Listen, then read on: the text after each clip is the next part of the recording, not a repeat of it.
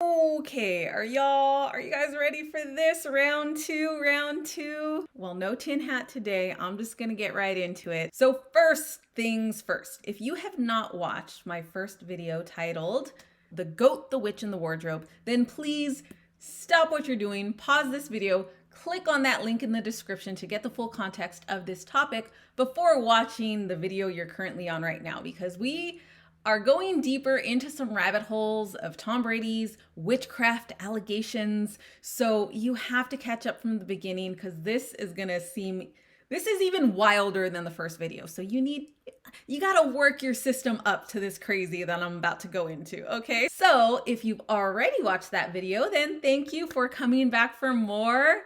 And let's just continue the weirdest discussion ever about Tom Brady and his wife, Giselle.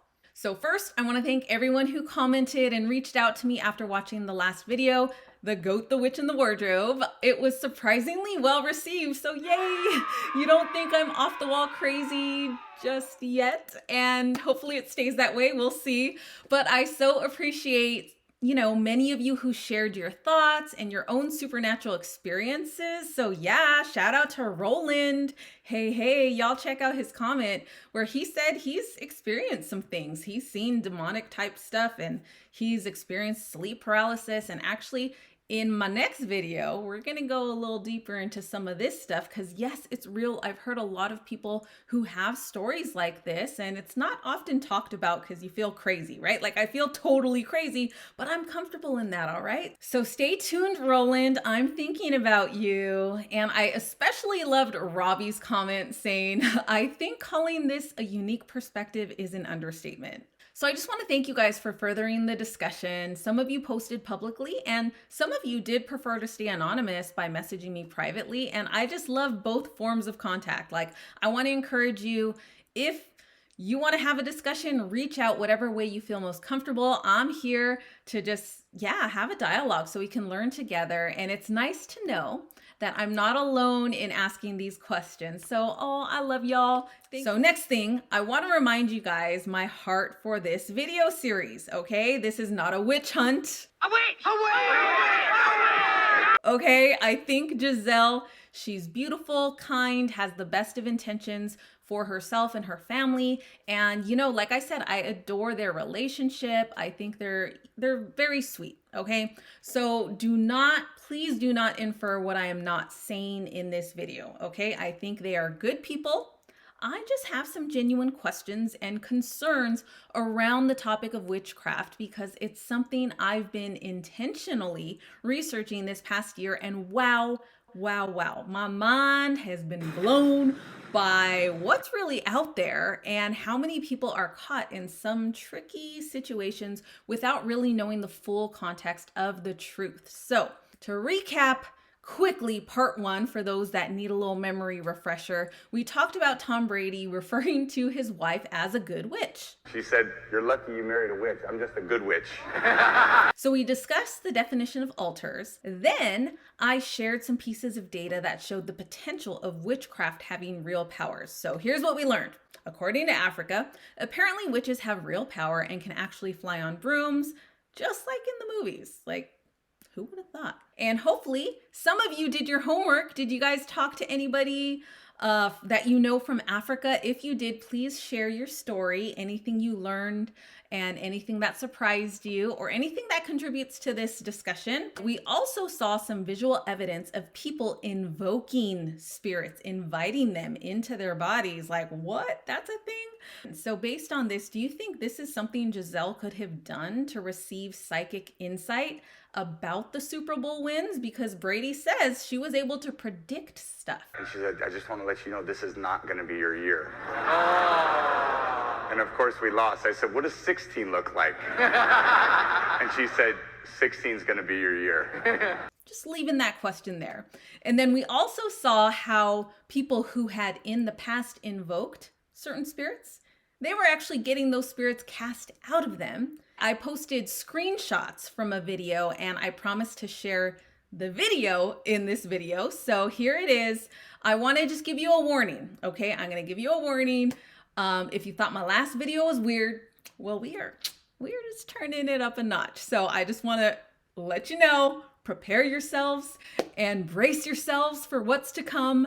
And hopefully you'll stick along with me till the third video as we wrap things up. But if you don't like, creepy spiritual videos, then please just pause and skip ahead. Or if this isn't your cup of tea, you don't have to watch it. Okay, so I'm just putting that there. I'm going to count down to the video in 3, 2, 1. Practice witchcraft and there's a goddess controlling me and she will not leave me alone. I was into the new age witchcraft, divination, tarot cards, all that. I was into So by the way, if you do get weirded out by things like that, ask yourself why. Like maybe subconsciously you're avoiding something, or maybe there's something else supernatural going on. I don't know. Okay, I'm just here. This video is really just kind of about sparking curiosity and introspection to improve ourselves. The more information we have, the better protected we can be and not get caught with our pants down dabbling in some stuff that we don't fully understand. Okay, so let's go a little deeper into some of these experiences to figure out the real question behind this video is, was what Giselle and Tom Brady did to gain an advantage in the Super Bowl, was it good or bad? Based on that, will Brady get off scot-free, or is there some spiritual debt that he may owe as a result of calling on these powers? First question we have around this is, what is the source of power that Giselle has been calling upon on behalf of her husband? Okay, so you remember that Kundalini invoking experience that I shared in the first video? Well, here's some more videos to refresh your memory. So that's specifically people invoking a Kundalini spirit. That's what it's called, okay? So from many of Giselle's interviews that she's done in the past, she has shared that she's a hardcore yogi who meditates often, and she has gurus who help guide her to higher consciousness and, something along those lines. So I was wondering, has she activated this type of spirit? And people who go down that path tend to do this specific kind of ritual thing to invite this spirit. And so as I was searching, I did see that in the past, she had partnered with a Kundalini yoga studio out in Boston. So here's a picture of her doing that. So I think it's safe to say she's invoked this spirit. Now, the question keeps coming up, what exactly is it? And what is the source of its power? Okay, let's see. Well, according to scripture, there's 2 types of powers on earth. So according to Hebrews 2:4, you have the power of Jesus through signs and wonders and various miracles. You also have, according to Revelations, the spirit of demons working signs.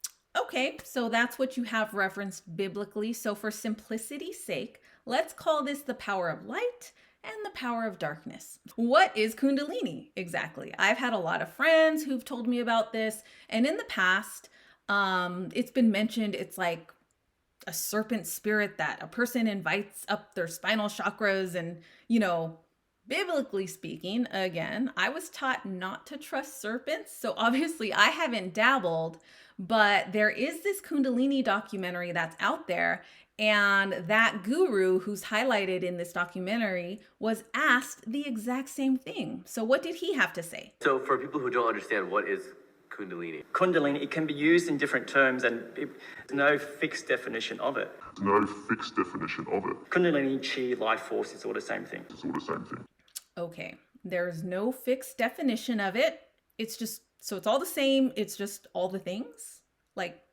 Does that not seem super vague to you? Well, let's see if he can at least explain what he's doing while he's manipulating these people with his hands while they're under the spirit. When you're waving your hand over somebody's body, what's happening in that moment?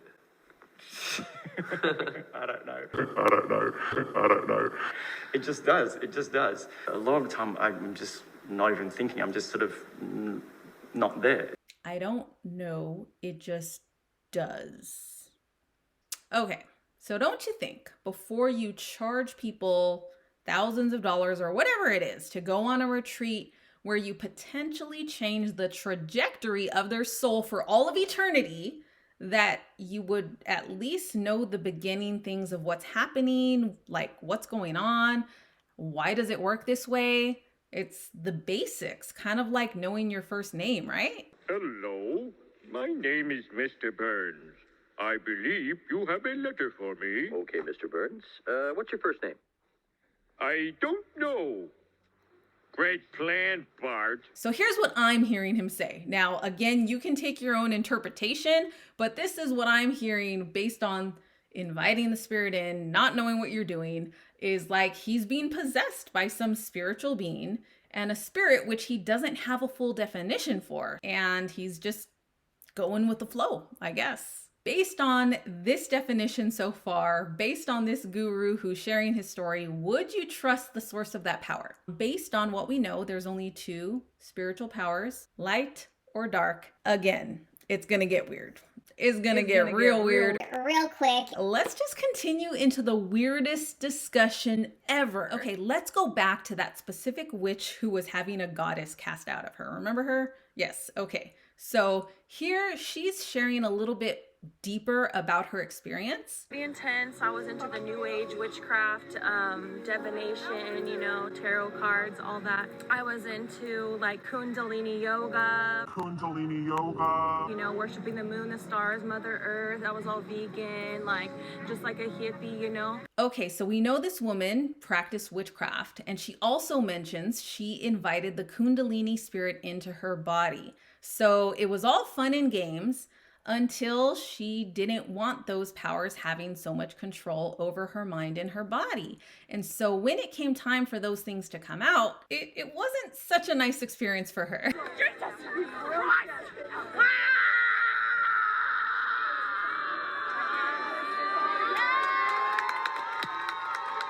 So whatever she had invited in the past was nice up until it was time to come out. I'm trying to keep this lighthearted, but you guys, this is some serious stuff, fam. And if you have questions, like, feel free to reach out to me. I will go deeper behind the scenes for those of you that need it. So based on this woman's reaction and the way that the spirit came out, do you think it was from the power of the light side or the dark side? Feel free to put that in the comments. So if you think it was on the dark side and you think it's bad and you know someone who's dabbling, in the next video, I will share what a person can do if they opened any doors and how to close those doors safely. But one more thing, I'm not done yet, guys. So lastly, I want to close out with a deeper discussion of the altars, because this ties specifically into Tom Brady's story, because he mentioned altars. He mentioned he put pictures of his kids on those altars. So I really wanted to unpack, what does that truly mean? So reminder, again, I'm not saying Giselle is bad or has bad intentions or anything like that. I'm just going to share more context of what an altar in a witchcraft perspective, what it is. Here's a reminder of Brady mentioning the altar. And she always makes a little altar for me at the game. And now I'm going to share a video of a woman from Haiti. So this is another country known for its dominance of witchcraft. And she is explaining altars from her real life experience living in Haiti and interacting with witch doctors and people who have been affected by witchcraft and have used altars. Now, what is my opinion? You see, you guys know I always talk about this stuff. In Haiti, there's altars everywhere. In Labonab, where I was from, people do altars for different things. If this is true, they wouldn't be the only people in Hollywood to do it. You guys know that by now, right? Or not just in Hollywood, in regular life. A lot of people do it. And sometimes when a lot of people are casting the same spells or willing, that's the word they use. We're willing, we will it so. But when so many people are willing something, and, you know, doing altars, it's going to backfire for someone, and it's going to come at a cost for someone. And allegedly, well, at least I know in Haiti, when they do these altars and they put their kids next to those altars or on the altars, you're telling those spirits or energies that you're praying to that this is the sacrifice that I'm willing to give. It could be a firstborn or all your kids, and it doesn't have to be their life. It could just be their souls, because you got to give something back to that universe, all those mantras. That's from Haiti. I'm not saying that's what Giselle is doing, but typically when there's an altar and you're willing something, you want something, you're sacrificing something for it, and whatever pictures you're putting at that altar is what you're sacrificing. It's not a myth like you guys think, okay? And there's a lot of celebrities who do speak openly on this. And like I said, this is from experience from being in Haiti. It's not a myth. It's not a conspiracy. I know people roll their eyes. These things actually happen, guys. Okay, so based on this, it's confirming that altars are a real thing. When a person sets up an altar, essentially what she's saying is it's a sacrifice. And whatever you place on that altar, you're essentially sacrificing it to the spirit. Now, let me clarify, it doesn't mean like death. It could mean just opening the doors to access to somebody. So according to the Haitian altar covenants, it's oftentimes a firstborn child or things of that nature, like we see in the movies. Like it's kind of tripping me out. Like these movies, they came from actual things that happen in these worlds, in these cities, these countries. So again, it doesn't always mean death. It means usually allowing permission to the spirit to have access to influence that person. So that's what they would call kind of like a curse, I guess. Again, I don't know for sure, but that's from what I'm gathering. And so is that really something that could happen? I mean, this all sounds super crazy. And being that witchcraft seems a lot more prevalent than we thought, there should be some evidence out there showing whether this is a possibility. Well, we have seen people invite spirits in and get them cast out, right? So the next question is about the children is, can they be generationally passed down? So can this spiritual covenant or whatever you want to call it, can it be passed down to younger generations? All right, let's just jump into the deep end, shall we? Like, warning, trigger warning if you are not comfortable with, this type of discussion, creepy spiritual stuff, then again, pause, skip ahead, or just stop the video here. I'm putting it all out there so that you guys at least have the information. You can discern and do with it what you will. So here I'm going to share a video of a mother talking about the witchcraft that was done to her family line. My grandpa actually died because of witchcraft. There was just this force that was just in between me and my daughters, actually. And now here's some pictures of her being freed of that.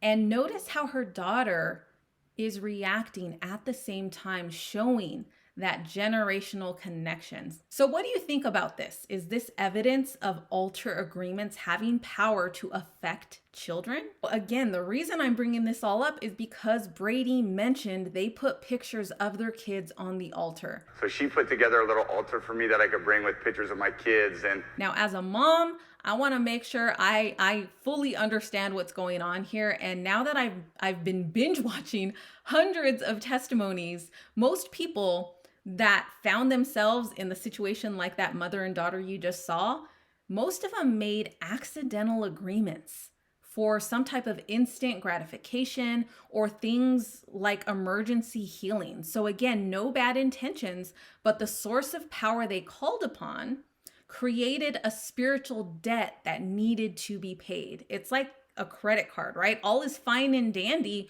when you buy your big screen for the big game, but when you don't pay it up, the interest stacks up and then people find themselves in trouble. Now, don't worry, you guys. There is a safety net to protect yourself from all of this, and I'll explain that in the next video, number 3 of this series. But to recap, accidental agreements. That's a common theme that I'm seeing while I'm researching all of this witchcraft, this covenant, this generational stuff. Like, the spirits don't care if you know what you're doing. All they care is that you're offering something up or making some type of agreement, and they'll come to collect that spiritual debt. So again, can children really be affected from something like this? I'm gonna show you a few more pictures, and again, here's my warning. If you don't want to see it, skip ahead or stop the video. But it involves a child and a mother having this sort of covenant broken so that the child is no longer affected by it. So as you can see, there's this sweet little boy who is being freed from an accidental covenant that his mom made in her past. And notice how he kind of gets in a trance and then falls to his knees and falls back when whatever oppression he had leaves him. And wow. This is some crazy stuff, y'all. So is this evidence of a generational link that parents can accidentally set up their kids to be inflicted by something? I'm asking this question because it ties directly into Brady's situation. Since he had pictures of his kid on the altars, what do you think? Like, did he accidentally open a door? If you think he opened a door, I'm sure you're asking, like, what happens if there was an agreement? What do you do? Have they sold their soul to the dark side? Is that even possible? Are they, just stuck? And I'm not going to leave you with a cliffhanger here. Biblically speaking, no human can ever sell their soul to the dark side. So that's a good thing. But why that is, we're going to discuss in the next video. So what I want to know is, based on these brief testimonies, what's your verdict? Is what Tom and Giselle did to boost their chances at Super Bowl wins good or bad? Did they dabble in the light side or the dark side? Let me know what you think. I know it's a very loaded topic, very out of left field, very crazy. But again, I'm giving you visual evidence of people that are potentially involved in this stuff. So I can't deny what my eyes are seeing. So for those of you that think it was the dark side, you may be wondering how they can protect themselves and clear that spiritual debt. Well, stay tuned. We have some great news for you. And in the next and final video, we'll be talking about even more crazy, wild things, angels, demons, and what Tom and Giselle can do to protect their family and close any doors that they may have accidentally opened. So thank you guys for watching this all the way to the end. Again, let me know your questions, comments. I'm putting myself out there, and I appreciate it. I appreciate you guys joining me in this topic. It's very different, unique perspective in the football sphere of things, and hopefully you learn something new and it inspires you to keep learning more and more new things. So that's it. I will see you in a few more days with the final video number 3, and it's gonna go deeper, y'all. So get ready. Bye.